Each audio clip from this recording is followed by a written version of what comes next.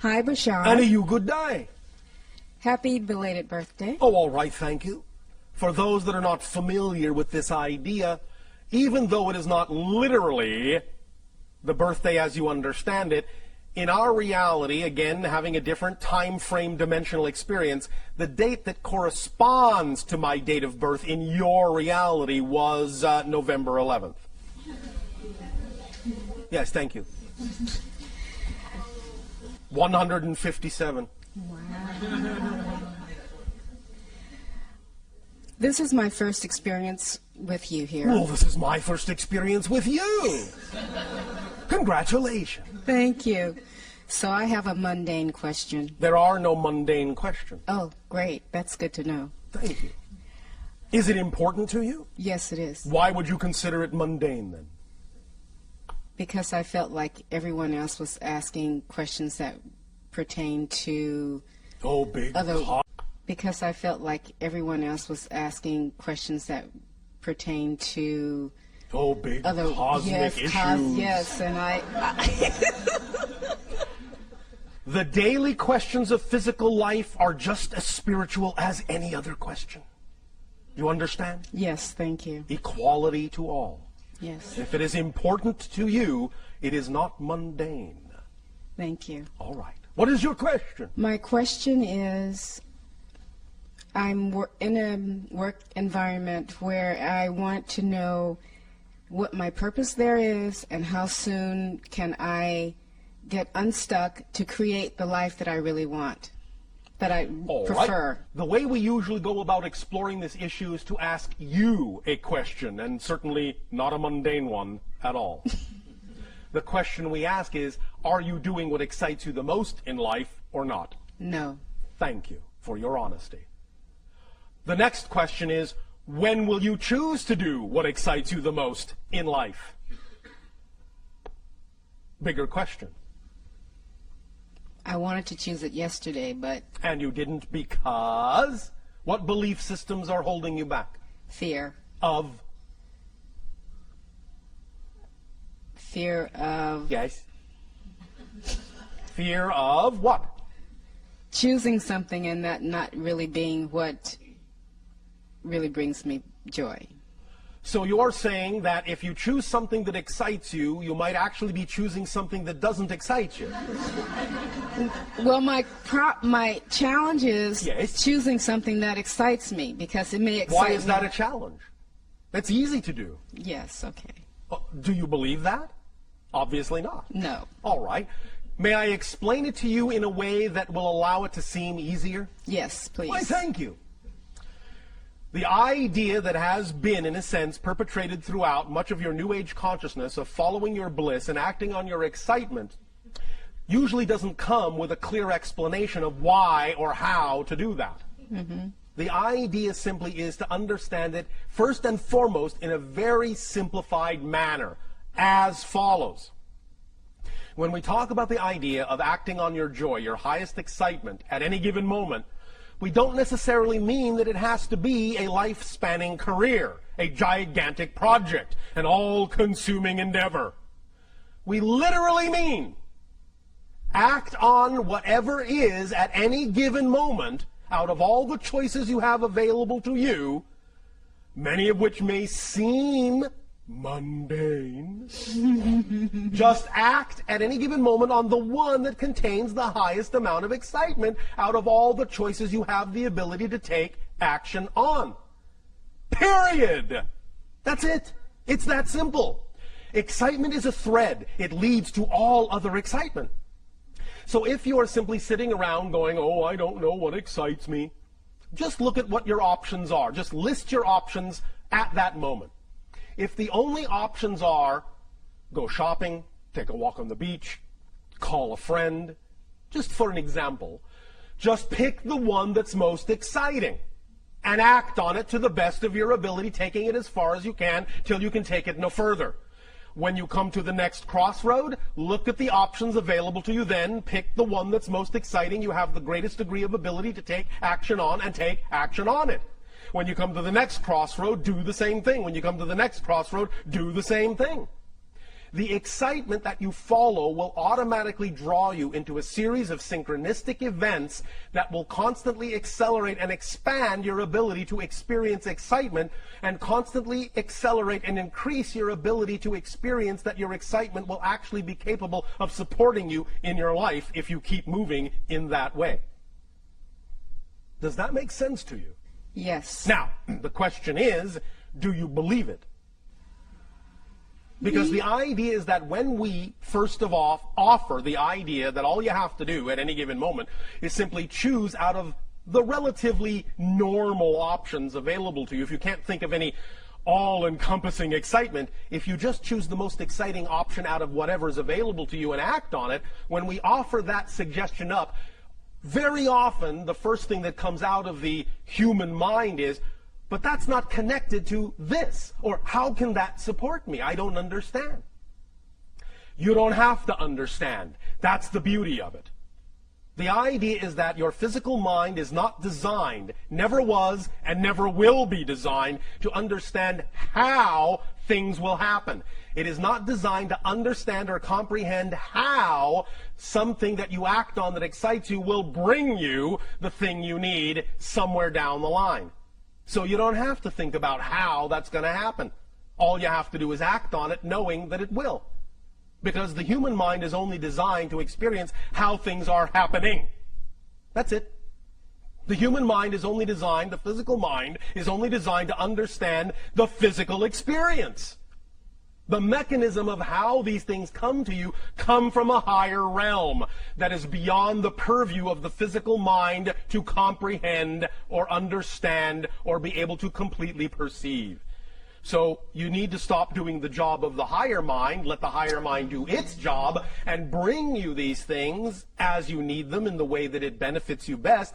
All you need to do to activate that mechanism, and we'll be talking a little bit more tomorrow about the idea of the mechanism of manifestation in a more complete investigation of that mechanism. But the only thing you really have to do is just start the ball rolling by acting on whatever excitement you are capable of acting on, and thus then by doing so, acting as an example to the higher mind, proving that you're willing to move in that direction so that the higher mind can go, finally she is willing to act in that vibration, so I can now give her more of that vibration, more things that are representative of that vibration, because she is showing by her behavior that she's willing to act on it. But if you're not willing to act on your excitement, why should the higher mind give you something to act on if you're not going to act on it?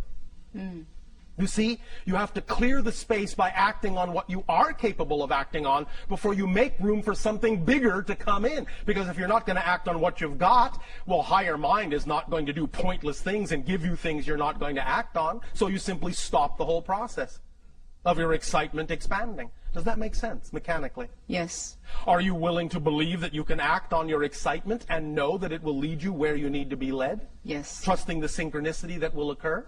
Yes. We'll see. But that's the basic explanation of how it works.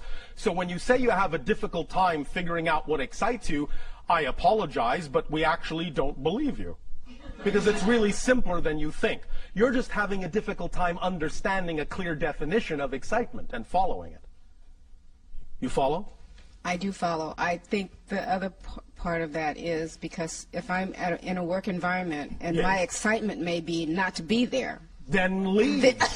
Although, understand, we are very aware of what your belief systems are all about, many of you. And if you have a belief system that says if you leave that work environment, as much as you may not find it exciting, if you have a belief system that says that leaving that work environment is going to put stress on you, is going to, in a sense, cause you harm in some way, then you must honor your belief system for as long as you're going to hold on to it.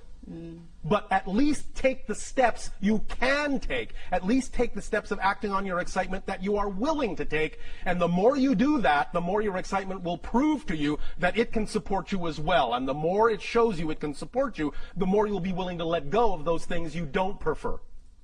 So you can do it at your own pace. Don't dishonor your belief system. You can jump off the cliff, but only if you believe that you actually will fly. Otherwise, I would suggest you're in for a very hard landing.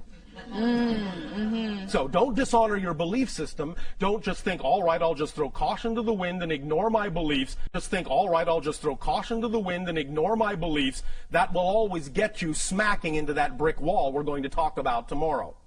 But the idea is that when you work with your beliefs and understand why you have the belief that you can't be supported in something that you love as opposed to something you don't love, then when you work with those beliefs, you can change them. And the more you change them, the more you will relax into understanding how your excitement can, in fact, support you. One very strong exercise that I would always suggest to many of you, because it is based in your own reality, so it has more opportunity to stick in your mind, is to look at examples in your world of people that are making a living, in fact, making a wonderful living, being supported by doing nothing but the thing that excites them the most. Because I guarantee you, when you look at them and understand how they're doing that, you will understand that if they can do it, you can do it. There is nothing special about them in that context. If you can see it, if you can attract into your reality an example of someone acting on their joy and being supported in their life by doing so, if you could have attracted that example into your reality, if you are capable of even perceiving it, that means you are capable of living it. Otherwise, you wouldn't have been capable of perceiving it, because reality doesn't do pointless things, and you cannot perceive what you are not the potential vibration of. You follow? Yes. Does this help? Yes, thank you very much. Thank you.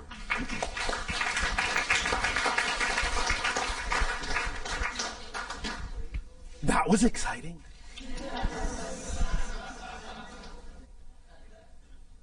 Bashar, we have a question from our News for the Soul listeners. Oh, all right. And this question is, why do we exist at all? Because you have to. I'll put it another way. Existence simply is. The question, why does existence exist, is a question created within existence. The question is subject to existence. Existence is not subject to the question. Existence only has one quality, to exist. Therefore, that which exists simply exists. It doesn't in any way, shape, or form need to justify its existence by asking, why does it exist?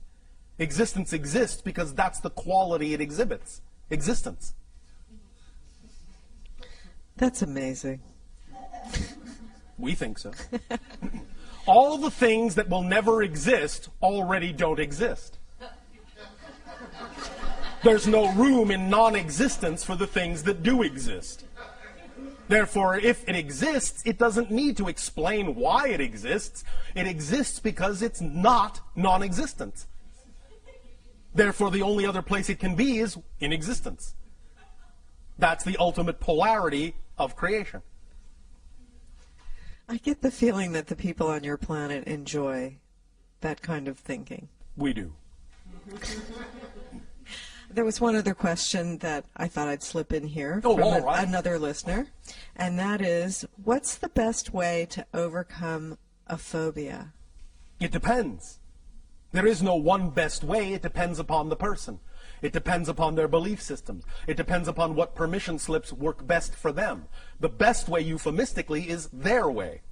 Whatever their imagination tells them is their best way. There are any number of suggestions we can make, depending upon the person, depending upon the phobia, but you have to go on a case-by-case basis. There may not necessarily be a generalized idea that will work for all people. Well, what is the basis of phobia? The basis of phobia is the idea of a belief system that allows you to see a representation of the belief that you are completely out of control. Does that make sense? Yeah, and so the specific phobia is a symbolic representation of the kind of belief, the kind of experience of being out of control that the person has. So, if you wish to carry this further, you could say the best way, quote unquote, to understand how to create or alleviate the creation of the phobia is to understand the symbology of what it is the person is phobic about, as a symbolic representation of the control issue they feel that they lack within themselves. A lot of times people think they're connected like with a past life. In a sense, it can be. However, remember that from our point of view, there really is no such thing as the past or the future. So if they feel it's connected to another parallel, simultaneously coexistent experience, they have to understand that they're actually choosing to create that from the present life and simply cross-connect to another presently existing life for a purpose, for a reason, for an exploration, for an experience, for a lesson. So when they get, first of all, in touch with the idea that it doesn't come from the past, it is a present connection, therefore it brings it into the present, it brings it more into control, they will understand they have more control about how to deal with it. Because it's not coming from some deep, dark, mysterious past that they can't access. It's all being created now in the present, because here and now is all there is. There is no past, there is no future. There is only now. Does that make sense? Yeah, it sounds like a person will choose a corresponding life, a parallel life that has a symbolic representation of an issue that they're dealing with. Yes, now. they could. And in examining that, if that's one thing they would like to do, they don't have to, but in examining that, it might give them some reflective insight into what they have chosen to create for themselves in the life that they are dealing with. If they resolve the issue, that's one of the paths, obviously, for That's one way. alleviating it. But there's also things like desensitization. There are any number of techniques and tools and permission slips. It depends on the person. It depends on the choice. It depends on the experience they have chosen. It depends on a case-by-case basis. Depends on the beliefs. Okay. Depends on the purpose for why they are having that experience. Depends on what they're going to get out of it. Depends on what they're going to learn. Depends on how it will expand them. Depends on many things. However, if you wish to break it down generally to the quote-unquote, again, best way, by always acting to the best of your ability on the thing that excites you the most, that process in and of itself will always force you to face whatever issues need to be faced and integrated to allow you to continue on the path of acting on your excitement. Now, of course, if someone is phobic about acting on their excitement, they may be creating an interesting vicious circle experience for themselves. Nevertheless, it will still, by being willing to take any action in that direction at all, open up the synchronicity that will bring to them whatever experience they need to face that issue and bring also with it all the information necessary to deal with that issue if they are open to it. We understand that very often negative beliefs and fear may make it seem as if that's the last thing they want to do, but that's one of the things we're also going to be discussing tomorrow in terms of X-raying the structure of negative beliefs. So, for the idea of phobias, really understanding the structure of the belief that is causing the phobia can also be of great assistance, but the structure of that belief may vary from phobia to phobia and person to person. So there's no, again, exactly one best way, but on a very fundamental level, certainly understanding the structure of the belief that's causing the phobia can at least give a person a head start. All right? Okay, that's great. Thank you. Thank you. Hello. And a you good day. I only have 2 questions. Oh, only 2. Oh, all right. My first question is I am experiencing a lot of change. I am experiencing a lot of change and transition like many people. A lot of what I've built up, Congratulations. I've had to let go of. Yes. And I'm just wondering if there anything that you could tell us that will help this transition move a little bit more smoothly. Thought I just did. Act on your highest joy to the best of your ability. Now, understand this. When we talk about acting on your excitement, it's because we know that excitement is actually a complete kit. It's the driving engine and the organizing principle of your entire life. So when you act on it fully, as best as you can, what will come with it are all the things necessary to actually allow you to expand in the smoothest, most effortless, most joyful way possible. It's a complete kit. It's self-contained. You don't necessarily need to do anything extra beyond the idea of fully acting with integrity to the best of your ability on your highest excitement in order to attract whatever you need synchronistically to allow you to experience your life in the smoothest way possible. As long as you're always willing to face and integrate and work with and deal with whatever your excitement brings up, then you will find that you'll be able to move forward in the smoothest possible way. Your willingness to allow whatever issue comes up, whatever belief comes up, whatever fear comes up, your willingness to allow it to be there for a reason and use it in a positive way is what will smooth out all the bumps. When you make fear your friend, when you say it's a messenger telling you something about yourself that you want to know, when you understand that fear is nothing but your own energy simply being filtered through belief systems that are out of alignment with your true self, then you can say, thank you, fear, for coming up. Thank you, issue, for coming up and pointing out to me that I have a belief that's out of alignment with my preferred, true, natural core self. And as soon as you identify the belief in that way and relate to the belief in that way and make a friend of your belief in that way, it will smooth out the fear energy into joy and excitement and give you the opportunity to utilize that understanding and that knowledge in the best possible way. Does that make sense to you?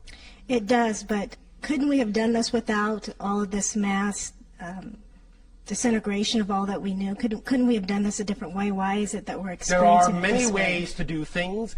This particular reality is the way things are done. You are also, as a soul, having experiences in other realities where things are done differently. But you also chose to be here because you wanted to experience this way as well, because it's one of the valid ways to experience the idea of creation. Breakdown, build-up, destruction, creation. It's a very valid way to experience the idea of creation. And again, when you learn to enjoy it for what it is, you will smooth out the bumps in it. Many individuals on your planet have talked to us about the idea that you feel like you're stuck in some kind of remedial kindergarten class, a school of hard knocks, a suffering planet. We choose to view this as a master graduating class. So the idea is that, yes, all right, college, university, sure, it's a little tougher than high school, but you're up to it because now you are in the master class. So the more you know that's what it is and the more you treat it as such, the more benefit you will receive from the way things are structured and the smoother things will get, and you will not have to experience it that way anymore. But the idea is, again, using the power of paradox. When you allow it to be all right to experience it the way you are experiencing it, you will no longer have a reason to experience it that way. It's only the resistance to the way you're experiencing it that makes that experience take longer to change. I get it. Thank you. I knew you would. My last question is for the past year during meditation or a time where I'm slowing my mind down to connect, I'm experiencing a lot of pressure in my head. Yes. Could you explain what that's about? There are sometimes different symptomologies when you are realigning energies. Sometimes there are physiological side effects or symptomologies. That's all right. They will dissipate. As you become more smoothly aligned and less resistant to certain kinds of change, those pressures will smooth out. Right now, it's simply the idea that the energy you are attempting to integrate in your estimation, in your belief system, in your definition, is simply more than you're used to. You don't feel equal to it yet. Therefore, as we have euphemistically said by analogy, it's like you are trying to download a dam full of water through a garden hose. There is pressure. But when you widen the hose into a giant conduit, the pressure will be relieved because you become more equal to the energy you are channeling. You follow? Yes, I do. Does that help? Yes, thank you. Thank you.